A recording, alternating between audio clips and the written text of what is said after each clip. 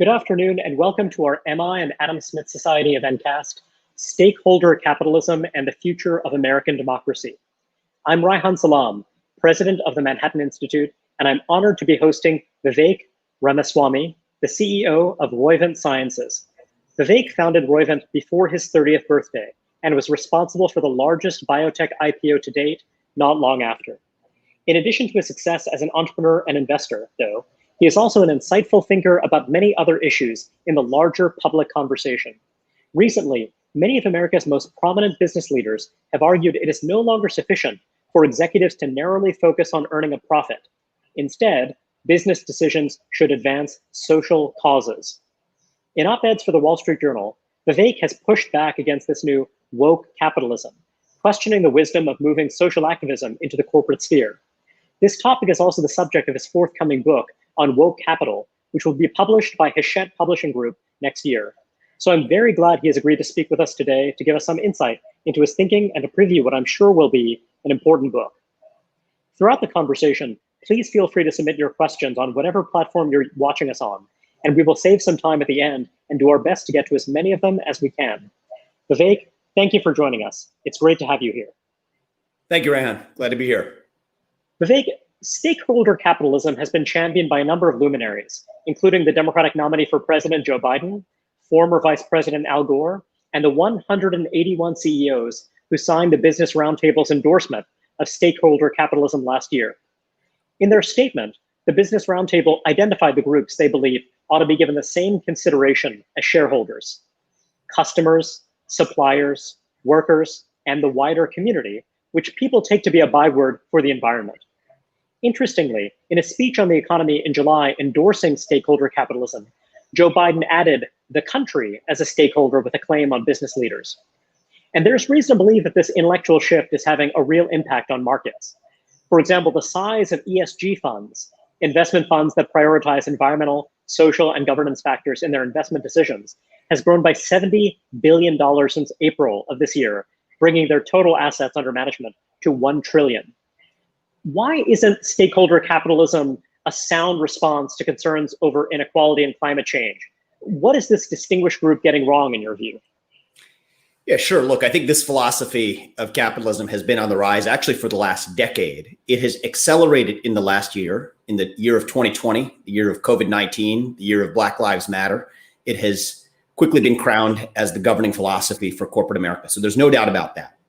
Now, Milton Friedman, thinkers from the 20th century, might have worried that a shift from shareholder capitalism would cause companies to operate less efficiently, to be less profitable, to leave investors and workers worse off. And I have to admit, I do share some of those concerns myself.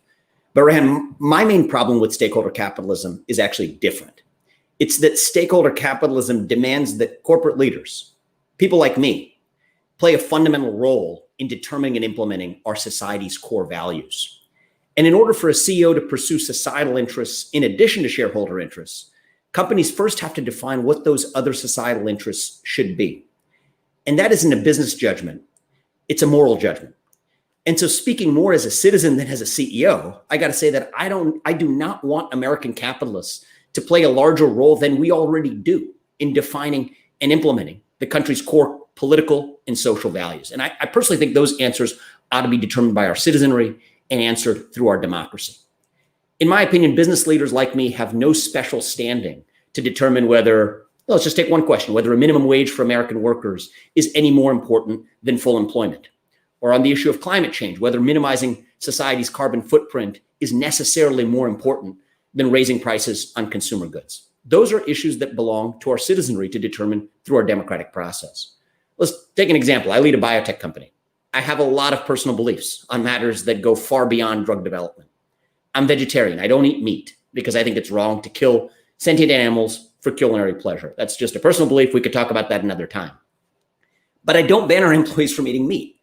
I don't believe that I have any special standing to legislate my morals just because I happen to be a CEO. I do legislate our company's R&D budget, but I think it's a different question to legislate normative issues like whether or not companies ought to ultimately propagate vegetarianism any more than they should particular views on climate change. And the last point I'd make, Raihan, just in opening this discussion is I personally find it puzzling that stakeholder capitalism is now viewed as a liberal idea. It's certainly popular among liberals today. A lot of liberals who love stakeholder capitalism think that that's the right model for capitalism going forward. But many of those same liberals also abhor the Citizens United ruling. That's the Supreme Court ruling that permits corporations to spend money on elections. In my view, stakeholder capitalism is really Citizens United on steroids. Unlike Citizens United, which only permits companies to implement their favorite political goals, stakeholder capitalism demands that companies do precisely that. And in my humble opinion, society created companies to provide goods and services that real people want, not to push social values that only a subset of people agree with. So in a nutshell, it's a little bit different than the critique that Milton Friedman or other classical capitalists from the 21st century, from the 20th century may have had to offer in prior years. To what extent is this embrace of woke ideology on the part of corporate leaders a bottom-up phenomenon in which you have corporate leaders who are responding to their employees and also to consumers, many of whom are consumers who are deeply invested in brands, deeply invested in the companies that provide the products they depend on, rather than something that is being driven by corporate chieftains? I actually think it's more top-down than they let on. I think it's mostly been driven top-down. And then there's a discursive cycle. Consumers are told by companies how they ought to think. Citizens are told by the companies from whom they purchase products how they ought to think. And then that's used as a veil to sort of create a discursive loop where we sort of create the feel of a bottom-up movement when in fact a lot of those values are really legislated from the top down. That's what I effectively call corporate social irresponsibility. CSR, like ESG, is another one of these acronyms that defines this new movement of capitalism. CSR stands for corporate social responsibility. I call it corporate social irresponsibility. And the reason I say it's top down is I can say this almost speaking a little bit from, if not personal experience, having a front row seat to the decisions of many of my fellow CEOs and many investors who run in the same circles. This is effectively the equivalent of a trick. It's a magic act. It's the final step of really making it in 21st century capitalism. And the trick goes like this.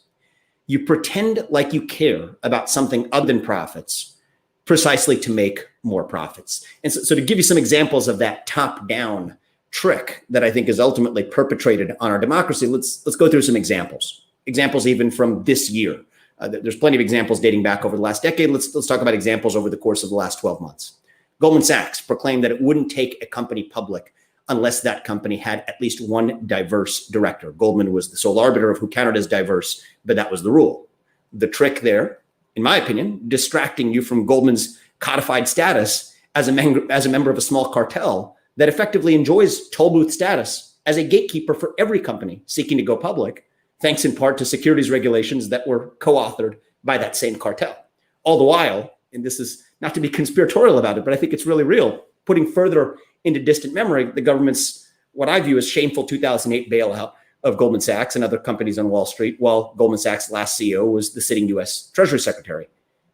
My industry isn't immune from the same thing. Earlier this year, AstraZeneca, a big pharma company that I respect in many ways, announced to much fanfare an investment of $1 billion over the course of the next 10 years into environmental sustainability initiatives. The trick there, look, I think you could say it's distracting you from the fact that AstraZeneca still generates $1 billion per year from the sales of a cholesterol medication that went generic over 4 years ago. Or the fact that AstraZeneca got over $1 billion this year of taxpayer money to fund its own for-profit vaccine candidates. BlackRock set up this sustainability accounting standards board. They're one of the pioneers. Certainly its CEO is one of the leading advocates of stakeholder capitalism. Now, the trick there, I think, look, it's hard to parse line for line, but BlackRock did serve as the administrator for the government's most recent economic stimulus program. I personally think that there's a decent chance that its CEO, Larry Fink, could be selected as the next Treasury Secretary, taking a page out of Goldman's playbook. And so we're seeing this pattern continue time and again in that top-down way. Even Amazon jumped on board over the course of the last year. Amazon challenged Walmart last year, Jeff Bezos did, to set a minimum $15 wage for its employees. Now, do you think that was really Jeff Bezos suddenly discovering after all these years a newfound generosity and magnanimity towards his workers? Or do you think he was just co-opting a popular social value to undermine his longtime competitor when their profitability happened to be vulnerable? I think it's the latter. And I think one of the most concerning examples I saw earlier this year during the COVID-19 pandemic was even watching the Chinese get on the act. it was during the COVID-19 pandemic just this year, where we saw a state-affiliated Chinese company that charitably donated drones to US local law enforcement agencies to help enforce social distancing measures and contact tracing during the national lockdown. And I think it doesn't take a genius to figure out the trick there, likely through the form of free surveillance. And so I absolutely think that while this has been wrapped up in the veneer of a bottom-up movement, merely being responsive to what the stakeholders and constituents of a corporation, including customers, demand, I think the cycle was in many ways triggered by top-down action taken by a small group of elites. And I think if America represents anything, it is the idea that we determine our most important social, political, and cultural values as a democracy where everyone's vote and everyone's voice is weighted equally, rejecting the old school, old world European conservative notion that church leaders work with business leaders to determine the common good. And if anything, I think this new model of stakeholder capitalism is reviving that conservative European old world social thought in the skinny jeans and Allbirds of the 21st century. Could one argue that if you're seeing corporate leaders recognizing that there's political energy behind centralized regulation, more coercive policies from government, that this is an approach, chiefly a rhetorical approach, one could call it hypocritical, but an approach that could forestall that kind of more destructive and more coercive regulation? Yeah, I think you could. It depends on what your ends are, right? I think that in many cases, you could make the argument that, hey, at least capitalists determining this for themselves. The only thing worse than inauthentic capitalists would be the government getting involved, stepping in to address those same issues. And, I think if we were having a discussion in the context of our democracy, where we each have our own views, I have one voice, I'm one among many, my voice would probably on a similar side of many of those questions to probably yours and probably, others who are in the viewership of a call like this one. That being said, the question we're talking about is a different one. It goes to the integrity of our system itself. And if given the choice, if pressed to live in a world and live in a society in which we are able to adjudicate our decisions together as one people through our democracy, whether or not we agree with the result, and sometimes get a result that we disagree with, versus living in a world where I get the ends that I want, but it's adjudicated through a system that subverts our democracy, I will choose the former. And I think that at this unique moment of political polarization in America, I think that we owe it to ourselves, wherever we are on the political spectrum, to stand at least for the integrity of our democratic process as a way of adjudicating our most important questions, no matter how strong our views may be. And I have strong views on many of those questions, many of which aren't in favor of government regulation as the solution to addressing underlying problems. But the question we're talking about is I think, a different one.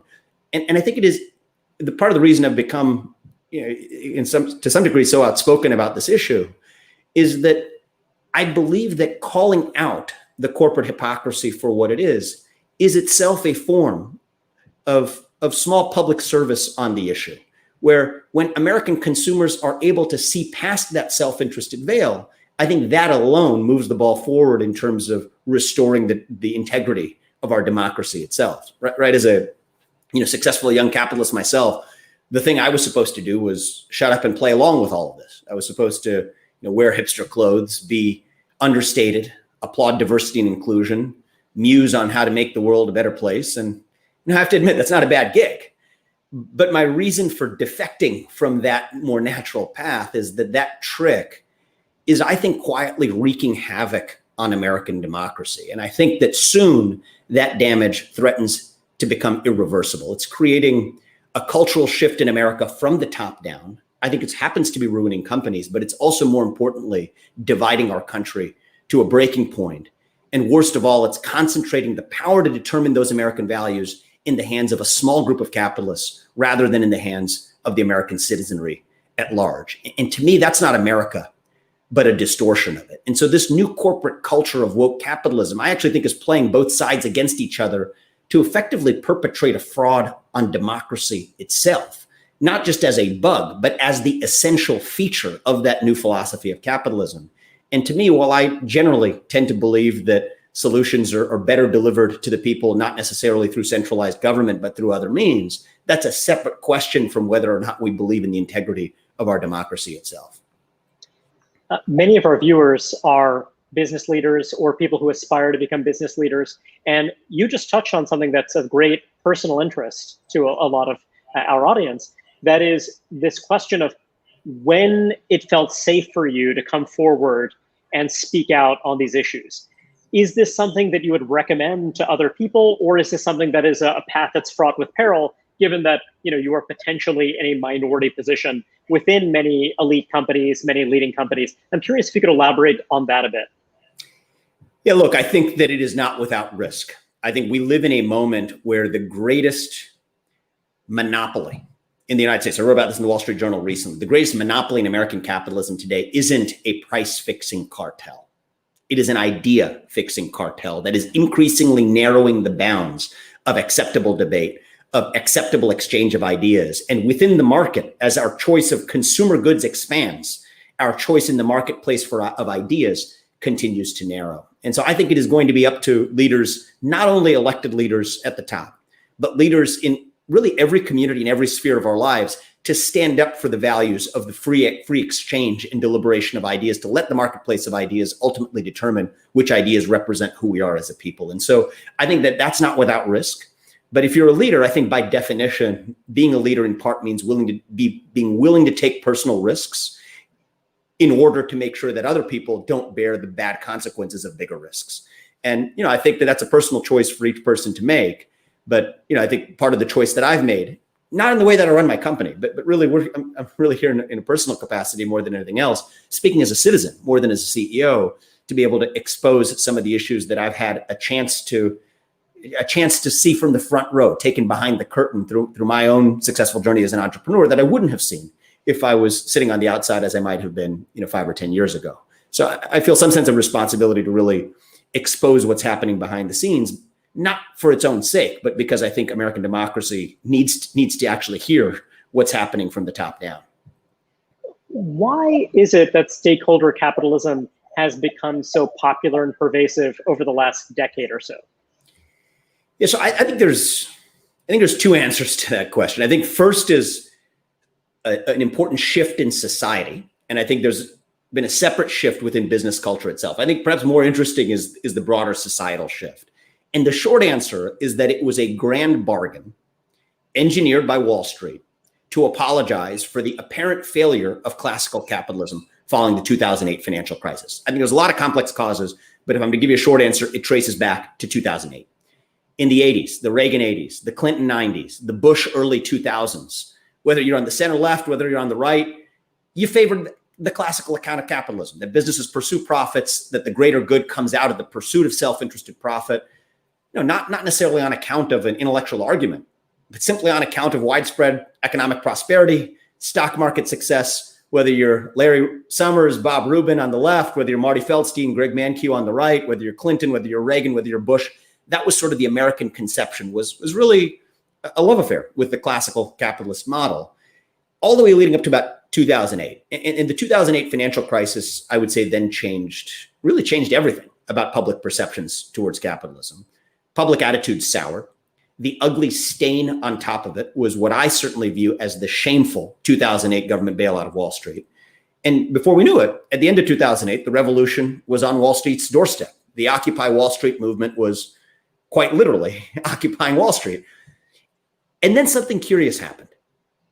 Right around the same time, identity politics and woke culture rose to the fore, right around the same time. And the best I can tell, it was really just a coincidence of history. And that was interesting. That was interesting because it redrew the battle lines. It was sort of a remix of the narrative of disempowerment. In the 20th century, the battle was between those who had economic power and those who didn't. But with the advent of woke culture, the new battle was between empowered classes like white men and disempowered classes defined on the basis of race, on the basis of sex, on the basis of sexual orientation. And that subtle shift in the definition of disempowerment, in the narrative of disempowerment, actually gave American capitalists a once-in-a-generation opportunity. Corporations now had an opportunity to convert from just being the bad guys to potentially becoming the good guys. Corporate power was itself no longer the perpetrator of disempowerment. Instead, the new narrative went, corporate power, if it was wielded by the right hands, could actually be a good thing, something that helped the new disempowered classes. And there enters the scene woke capitalism, more elegantly termed the multi-stakeholder model of the corporation. Occupy Wall Street became passé. wokeness was now in vogue.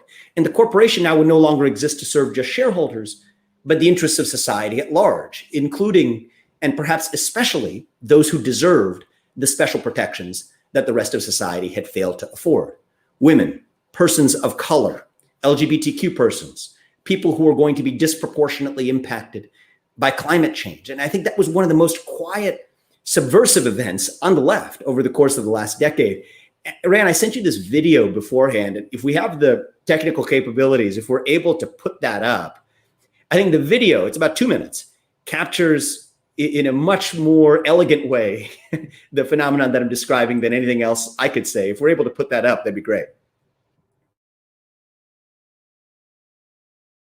Have to do here, I just want some people to be aware of what's going on, is that they do things by a consensus, which means everyone gets to be heard. And the way people speak at their general assemblies is there are facilitators that keep a stack, which means a list of people who would like to speak.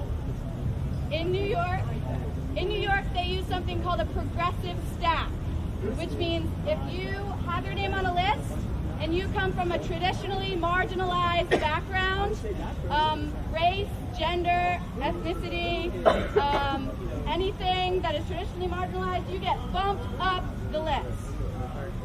So this means we want to be able to hear what everyone has to say. Also, one of the things stressed at Occupy Wall Street is the step up, step back. This means people who have been privileged all their lives, mainly white men, white women even, people who have been privileged, need to realize that they need to step up and step back if they've already said what they had to say. Is this supposed to be an egalitarian movement? Kind of sort of. That's why everybody needs to be heard no matter who they come from. Yeah, I think it doesn't matter whether, what their general background is, because, the majority of us are already, part of the marginalized class of people. So it wouldn't matter, because more people who are under that marginalized group would get to speak anyways. And I think what? All right, something we need to identify off the bat. When we talk about privilege, we're talking about access to institutional power. Okay, the things that come from your skin. Good. I think you had the taste for it. So this was an Occupy Wall Street rally, not in 2008 when it first got started, but 3 years later in 2011, and sort of shows what happened from the inside out, that woke values co-opted the narrative of disempowerment based on economic disempowerment, redefining it along the lines of race, along the lines of gender, along the lines of modern woke values. That video actually reminds me of a quote that I heard from Hillary Clinton on the campaign trail in 2016, when she was pressed by the far left in her race against Bernie Sanders on why she was so protective of the big banks. And her response was, I think I'm quoting it exactly, "If we broke up the big banks tomorrow, would that end racism?" So the way I look at it is that fighting racism suddenly became a great way to just change the subject. And so it wasn't as though corporate leaders invented woke culture. They just got lucky that wokeness was born right when they needed it most. And I'll tell you that Wall Street and Silicon Valley did what they do. They pounced on the opportunity. Capitalists on both coasts were able to articulate this new conception of social purpose, not as an alternative to capitalism, but rather through capitalism itself, which I think was the essential genius of it. Now, I think that we need to move on to the next generation to really call out in history what exactly happened, so that not only our consumers, but our citizenry can see with a clear eye exactly what happened to make sure that we aren't duped in the process. What is it about American business that made it ripe for the rise of stakeholder capitalism and for the embrace of woke capitalism, as you describe it? Well, I do think there was this second trend, and I'm glad you brought it up, which is a change in corporate culture itself. I think that those of you who are viewers in the audience that come from the investment world, from the business world, from the corporate world, you'll be interested in the long-standing battle between the ownership class and the managerial class of a business. And in a nutshell, stakeholder capitalism represents an unambiguous victory for the managerial class. I'll tell you what I mean. So by way of analogy, in high school, we all learned that there are three branches of government: the executive branch, the legislative branch, and the judicial branch. That's what the Constitution says. But for those of us who have seen the real world, we also know that there is a fourth, co-equal, arguably even more powerful branch of government called the administrative state. That's the alphabet soup of government agencies, which technically sits underneath the president, but in practice becomes accountable to no one. There's certain people that are appointed by the president, but functionally can't be fired by the president, at least not without significant political consequence. The chairman of the Federal Reserve, the commissioner of the FDA, the commissioner of the SEC, and so on. Well, it turns out there's a parallel reality in the corporate world. In business school, you learn that there are founders who start businesses, investors who fund businesses, and employees who work for businesses. But here too, there's a fourth invisible class that wields silent power: the elite hired hands, whom I call the managerial class. Like all human beings, this is the C-suite, by the way. This is when you think about the C-suite of a company, that's who you think about, the managerial class. And like any other human being, members of the managerial class pursue their own self-interest above all else. And unlike shareholders, they collect a salary. Unlike shareholders, they often own a small piece of the business and sometimes none at all. And unlike shareholders, they have a public reputation to maintain.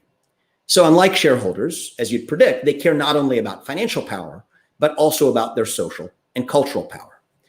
Now, here's a dirty little secret that they don't teach you in business school. The more shareholders there are in a business, the better it is for a manager, because by being accountable to everyone, that manager becomes accountable to no one. It's often why I see CEOs of private companies that so badly want to take their companies public. I see that phenomenon in biotech all the time.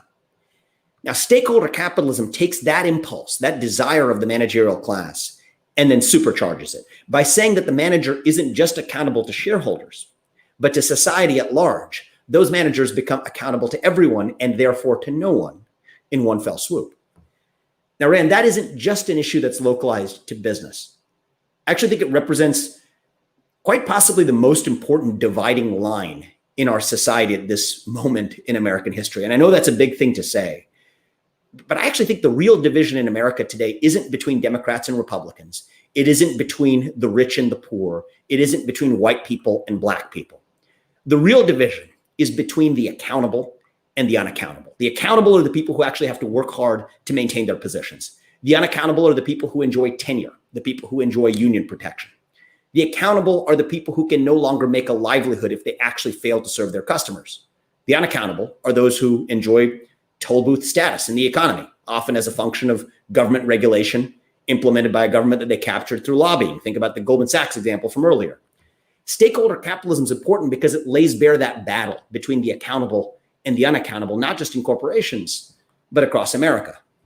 Now, you might observe, and I think it's a fair point to make, that a lot of the proponents of stakeholder capitalism today aren't, on the face of it, members of the managerial class, but are literally the shareholders themselves.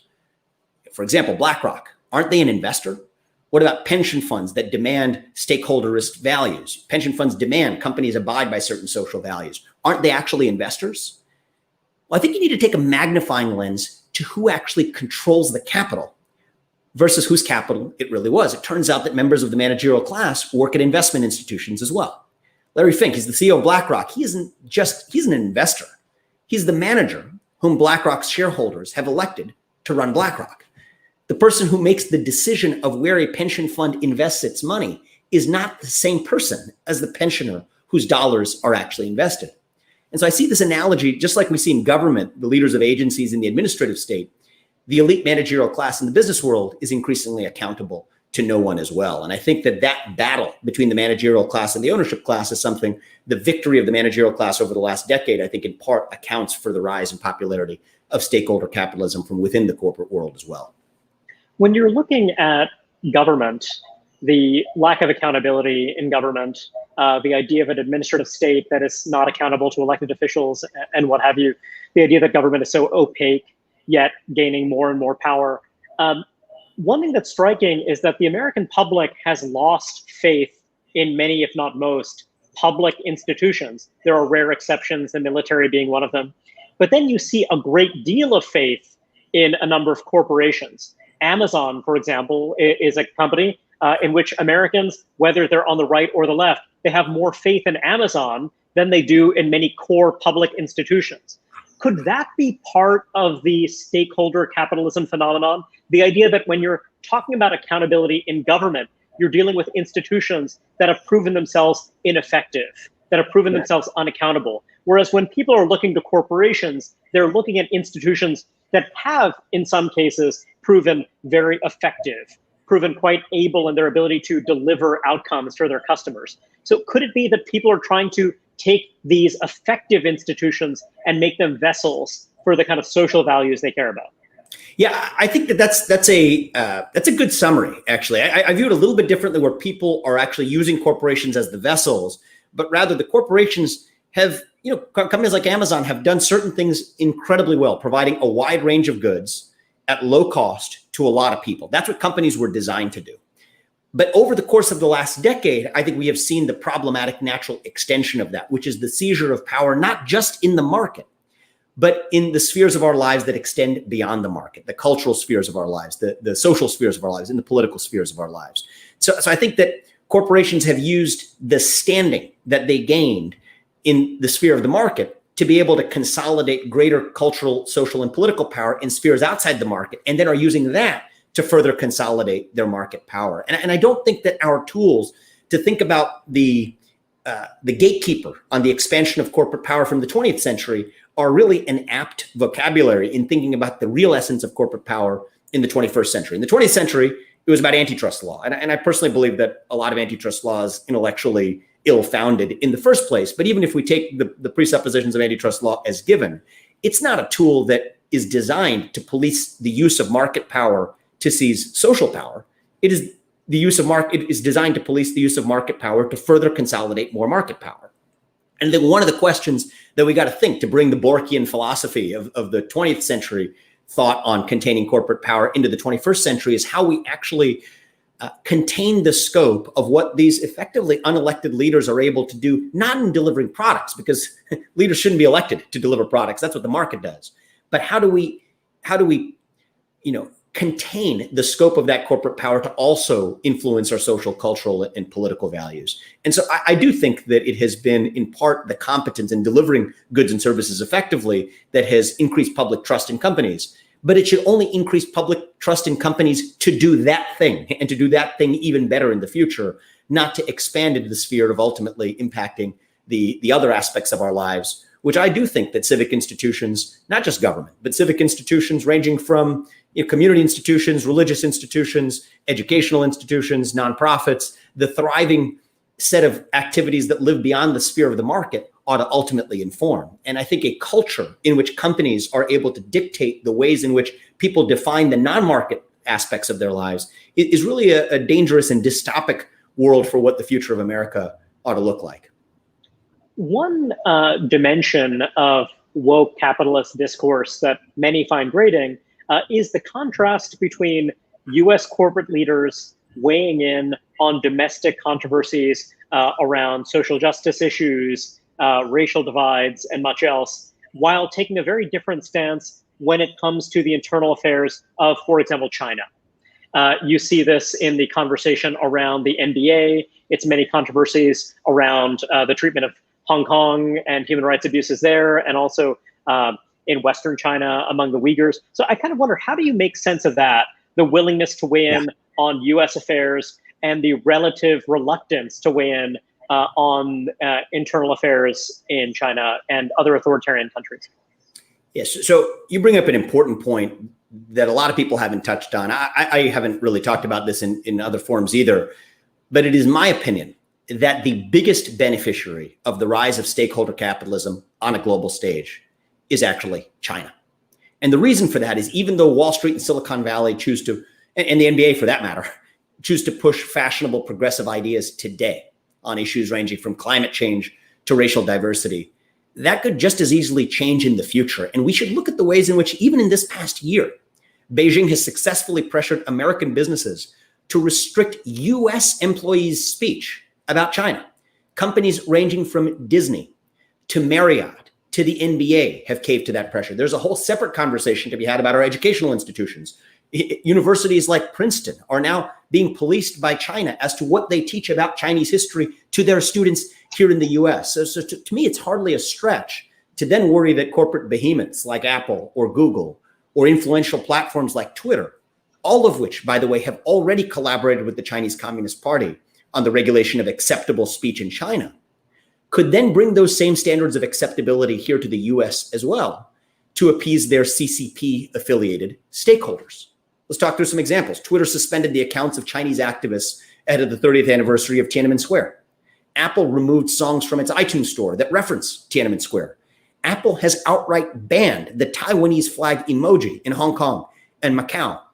Google famously made a PR stunt out of its decision to get out of China nearly a decade ago, only to have been recently privately exposed to have been working on a secret project with the Chinese Communist Party to create a search engine that actually met China's censorship standards.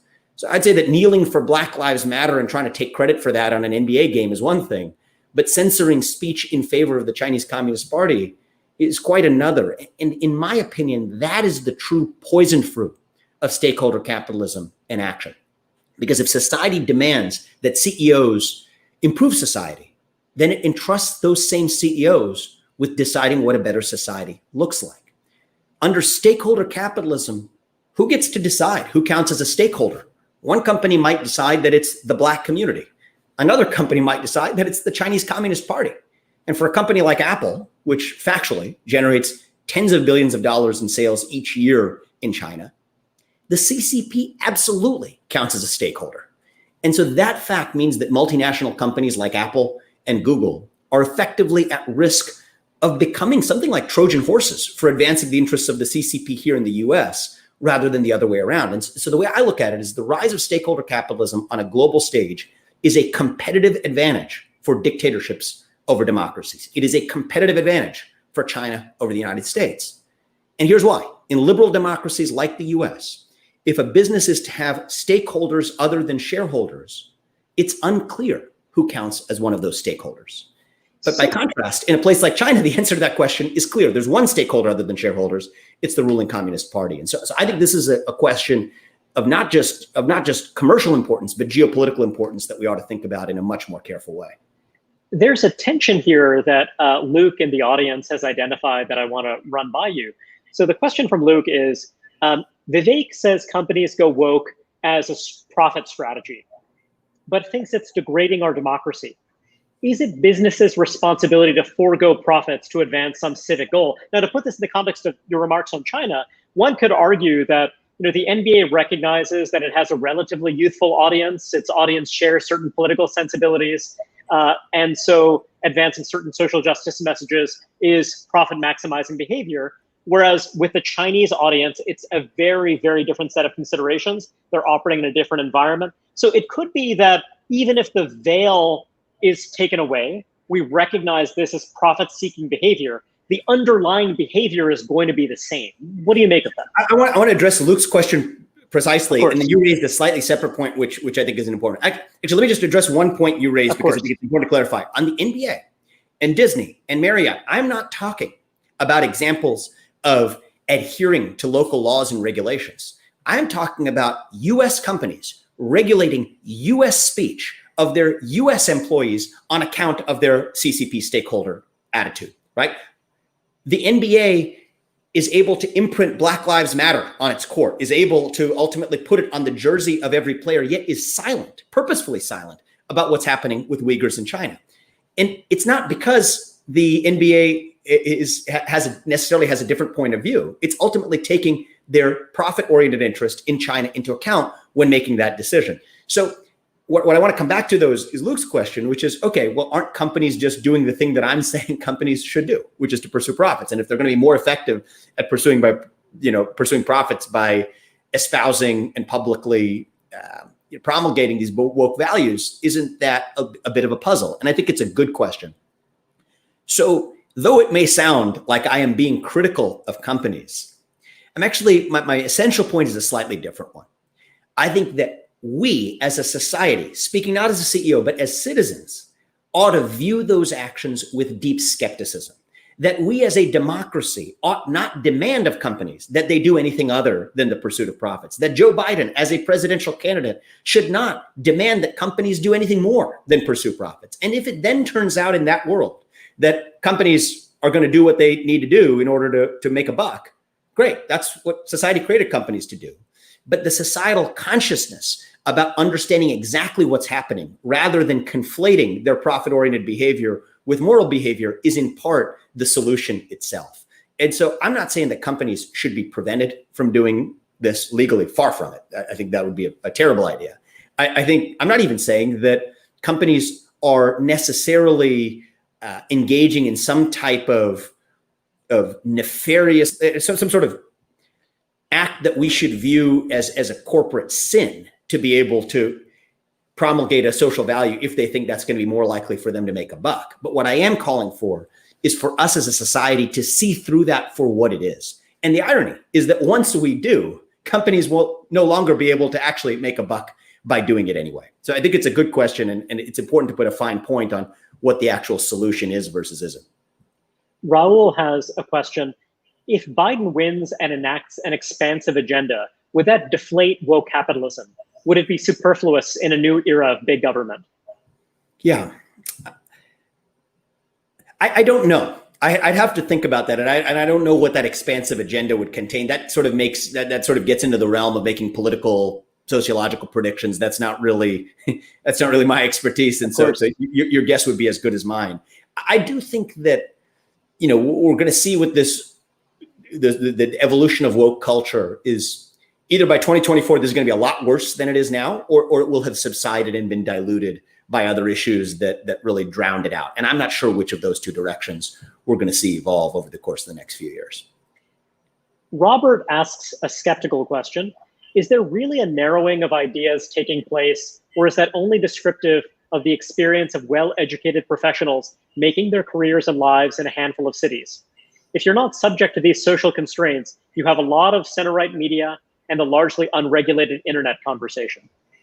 Now, you've argued that there really has been a narrowing of ideas and that woke capital has played an active role in this part, and that rather than be concerned about antitrust and the concentration of kind of corporate power, or rather of market concentration, that we ought to be concerned about this rising monopoly of ideas. So tell us your reaction to Robert's question. Yeah, sure. So I think the short answer is I think it's a good question, but I do think that the platform power of a lot of the modern technology companies, as well as the platform power, I would say, of companies that otherwise enjoy government-created toll booth status, like large investment banks, are indeed narrowing the scope of ideological permissibility. Let's just talk through some specific examples that are relevant to this year. We're in the year of COVID-19. Okay. Earlier this year, YouTube decided that it was going to begin removing political videos that it deemed were untruthful. The site has taken down a number of videos on this premise, including videos that were politically critical of COVID-19 lockdown policies in certain states. Whatever you think about the validity of the COVID-19 lockdown policies adopted by certain states, you can also agree that it is one of the most important scientific and public policy debates of the year. And YouTube's stated litmus test was that, look, the WHO's assessment of what is or isn't truthful is going to be our litmus test of what's true. But you ought to be concerned about this, not just from the standpoint of democracy, but also from the standpoint of science, because under that standard, in January of this year, YouTube, by definition, would have removed any video that claimed that the coronavirus could be transmitted person to person, since that ran contrary to WHO's stated position at that time. And so I do think that you could say that, is there some other corner of the internet in which you could have accessed that same video? Sure, you could have. But functionally in our lives, this is the place where someone goes where they want to watch a video online. I don't know for sure, Rehan, but maybe this video link of our conversation today will be principally made available on platforms like YouTube and Facebook. And speaking of Facebook, and speaking of COVID-19 this year, they too created this Politburo of experts to determine what type of speech were and weren't acceptable on its site. And I think it's worth recalling, even just speaking as somebody who is, let's say comes from the realm of science, speaking personally, I think it is worth at least recalling that as recently as March, most public health experts, ranging from the Surgeon General to the head of the CDC to Sanjay Gupta, when I watched him on CNN, were advising against wearing face masks. Now, this is complicated. There were reasons why they were trying to tell a noble lie to ultimately preserve face masks for healthcare workers on the front line. I am sympathetic to that goal, my wife being one of them who got infected with COVID-19 herself while treating patients. But nonetheless, I think there's no such thing as a noble lie through the regulation of speech using platforms that ultimately inform what people, ultimately provide the information that people get to make their own decisions. Now, that previous error with respect to public health experts' advice on masks is not a persuasive argument against wearing masks now, but it is an argument for some form of humility going forward, because the past teaches us that even from the standpoint of science, many of our current beliefs, if we know one thing about our current beliefs, we know that many of them will be proven false in the future, that a determination of truth is always probabilistic. And I think in that way, this notion of unfettered dialogue isn't just some sort of ivory tower liberal arts luxury. I think it is a fundamental necessity for democracy and for science. And so as we sort of see an expansion of corporate power in providing the platforms to facilitate communication, and I think that we have to recognize that that's in part a great contribution of the modern internet, of modern technology companies, we also have to be concerned about the ways in which those companies are now no longer just the platforms for providing open dialogue, but are ultimately editing what type of dialogue is permissible on those platforms as well. So I don't find persuasive the idea that there are still remaining pockets for discourse for contrarian ideas as a comforting counterargument to the idea that we are seeing an expansion of corporate power in a way that is narrowing. It hasn't narrowed it to zero. And I think that's why it's important to have the conversation now before it narrows to zero. But the fact that it hasn't yet narrowed to zero doesn't mean that it still isn't narrowed in a problematic way in our present moment. You suggested that antitrust is not an appropriate solution for dealing with this rise of woke capitalism. What do you see as constructive solutions, steps that we ought to be taking in order to curb this new form of power? So that's a complicated question. I guess I would sort of go to the birth of the corporation itself, right? So if you don't mind, Ryan, I think it's worth first calling out something we haven't done, which is providing what I see as the best argument for stakeholder capitalism, at least what I view as the best argument for stakeholder capitalism. If you have a second, maybe we'll go through that, and then I can sort of talk about some solutions from there. Yeah. So the best argument for stakeholder capitalism, in my view, goes like this. The modern corporation could not exist without the state permitting it to exist by giving shareholders of companies the great gift of limited liability. Limited liability means that by law, a company's shareholders, including founders like me, including investors who back people like me, that those people cannot be directly sued for the acts of a company. Take a biotech company. Say someone gets hurt by a medicine that a pharmaceutical company makes. Today, a patient can sue the company, but that patient can't sue the company's shareholders directly. And that shield is a great gift codified in the law from society to shareholders. And so thoughtful proponents of stakeholder capitalism argue that in return for that great gift, companies have this implicit social contract to do good, not just for their shareholders, but also for society at large. And I personally think that that argument is compelling on its face. Classical capitalists like Milton Friedman reject that argument. They don't like it, but they don't have a great response to it. My own view is different. I think that at the birth of the corporation, state law actually did two things. It gave limited liability to shareholders, and it also said at the same time that the board of a corporation owed a fiduciary duty exclusively to those shareholders to maximize profits. I agree that there was a social contract. I just happen to think that it was an explicit social contract codified in the law rather than an implicit one. And the explicit social contract goes like this. Shareholders, you get this great gift of limited liability in return for limiting the scope of your activities to the sphere of the market. That was the grand bargain, that in return for the great gift of limited liability, corporations were supposed to use their power solely to deliver consumers with goods and services that generated profits, not to seize social power, not to seize cultural power, not to seize political power. This is not an unfamiliar notion. Take nonprofit law, 501c3, federal statute says that nonprofits only get the benefit of tax-exempt status if they steer clear of activities that go beyond their scope, like veering into politics or veering into the pursuit of profit. Similarly, the initial deal when society birthed the corporation was a deal with capitalists that said that you get the great benefit of limited shareholder liability, but only if you stay in your lane in the market. And out of that is born, I think, the basic solution, which is to limit the scope of limited liability.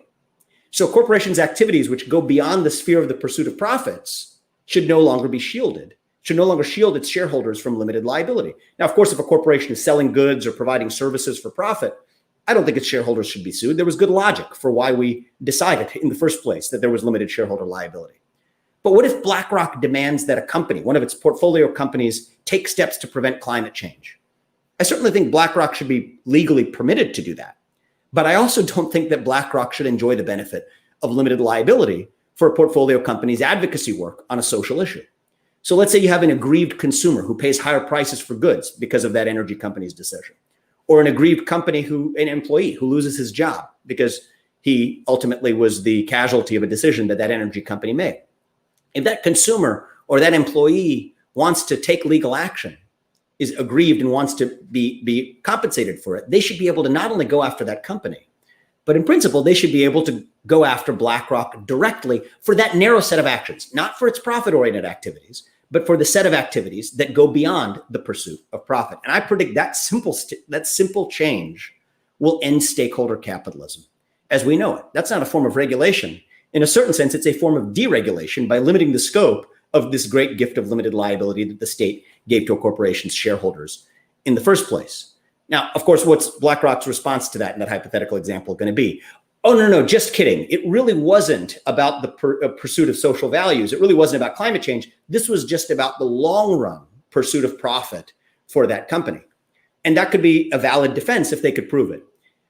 But to me, that is an end of stakeholder capitalism in a different way, because it really calls out to the fore that the thing we're talking about is the same thing we've been talking about for decades in capitalism in the first place, is simply the pursuit of profits, but calls out somewhat the intellectual dishonesty of claiming that there was some other social objective that we were actually pursuing. And so I think that if anything, even the conversation prompted by the possibility of limiting the scope of limited liability is actually one of the cleanest solutions to ultimately respecting the grand bargain that was made at the start of the birth of the corporation in the first place. And I have a couple of other ideas too, but that was. I wonder, do you worry that introducing this idea of limiting the scope of limited liability is something that could be used to further woke capitalism and kind of further the agenda of the stakeholder capitalists? Because you have your intention as to what that would look like and the scope of this deregulation, as you call it. Yeah. But then it could be used by any number of other activist investors to further weaponize the corporate form to advance other social objectives. I'd have to think about that, Rehan, but on the face of it, I don't think so. And maybe let me clarify exactly what my position here is. I think that there was a very good reason, and a reason we ought to preserve for creating limited liability for shareholders. It enables the aggregation of capital to scale businesses in a way that otherwise wouldn't happen if shareholders were individually liable for the acts of the corporation.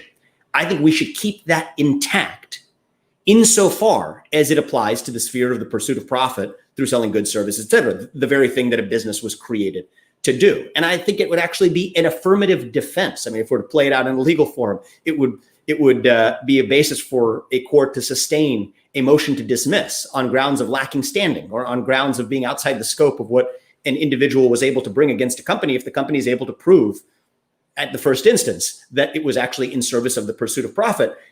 They could still go after the company, but they could no longer go after the shareholder.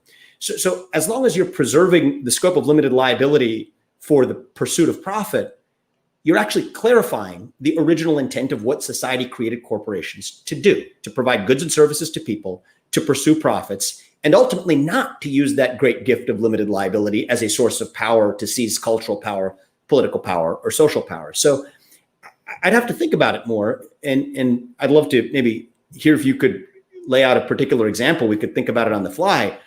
But I think if done in the right way and framed in the right way, this actually sets the terms for ultimately preserving the integrity of capitalism as distinct from democracy, which is ultimately what I think we ultimately need to accomplish. And the only thing I would say is I'm actually even less interested in the way this gets adjudicated out in the courts, but it is in the shadow of that possibility that we ultimately will end stakeholder capitalism as we know it, because every company is then going to say that actually all of these woke values that we're professing as our own are really just in the service of long run profits. And we get limited shareholder liability.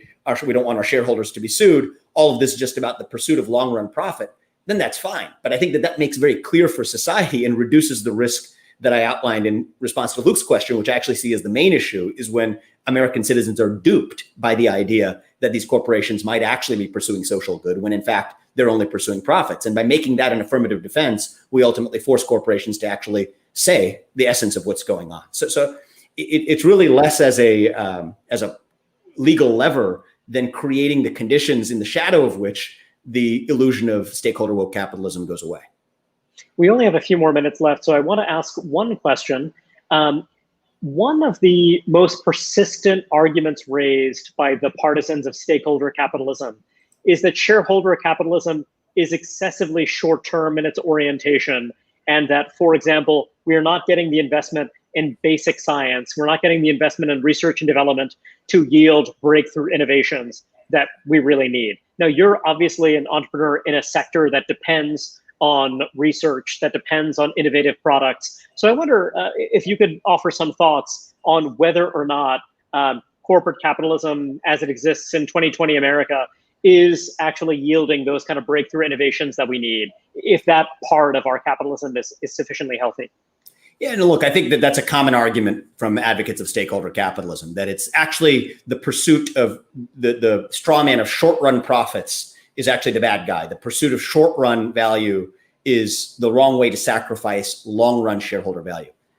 I happen to agree with that point. I think that long run lasting value is more important both for an individual business and for society at large than short term stock price movements or managing to quarterly earnings. I just disagree that that's actually what stakeholder capitalism is really all about, because if that's what we were talking about, that's an important debate, but it's a debate that's really internal to classical capitalism itself. And so I think that for the purpose of at least the main topic of today, that's a contained debate to the sphere of classical capitalism itself. Now for a moment to get into it, since you asked about it and it's a good question, I happen to think that on inspection, I'm not saying that the number of examples on this list is going to be zero, but I'm going to say it's going to be a lot closer to zero than you first think, is that there are exceedingly few examples that aren't going to be addressed by a classical model of capitalism, including in investment in R&D, because what is a short-term time horizon for one party becomes an opportunity for somebody who has a longer-term time horizon than that competitor. And so I think that the burden of proof certainly rests in a rigorous way calling out the case where something isn't going to get done, even in an economy where you have a competitive advantage from someone who takes a long run view. Berkshire Hathaway was certainly on the face of it built on that principle. In many ways, it's the principle on which Roivant, my own company, has been built as well. And I think the nature of short-term dislocations that short-term actors bring to the table actually just create opportunities for real capitalists who are thinking for the long run. Vivek, that's all the time we have. It was always a pleasure to speak with you. Thank you for taking the time to join us and address our audience. Thank you as well to everyone who joined us this afternoon and sent in great questions. If you'd like to join us for more conversations like this one or support our mission, I'd encourage you to subscribe to our newsletters or consider making a contribution. There are links for doing both in the comments section on your screen. Vivek, thank you again. This was terrific. I'm very much looking forward to your book. Thanks, Rayhan. I look forward to it. Thanks for having me.